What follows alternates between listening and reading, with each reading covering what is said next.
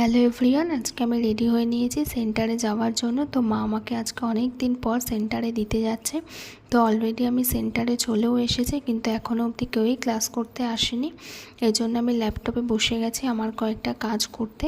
তো এই কাজগুলো করতে করতে ঋত্বিকা আর মেঘা ক্লাস করতে চলে এসছে, কিন্তু আরিয়া অভিনব আসবে না, ওদের এক্সাম চলছে। আর সিনিয়র দুজন এসে গেছে, সেই জন্য আমি ওদেরকে বসিয়ে রেখে ফোনের দোকানে গেছি, কারণ আমার মোবাইলের ব্যাক কভারটা চেঞ্জ করব।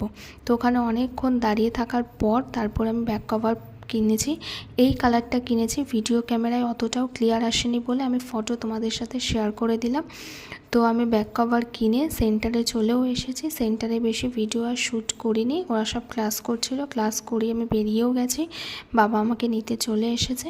তো আমি বাড়িতেও চলে এসেছি, এখন ডিনার করব, করে শুতে যাব। তাহলে চলো ভিডিওটা আজকে এখানেই শেষ করছি। ভালো লাগলে অবশ্যই লাইক, শেয়ার অ্যান্ড সাবস্ক্রাইব করে দিও। টাটা।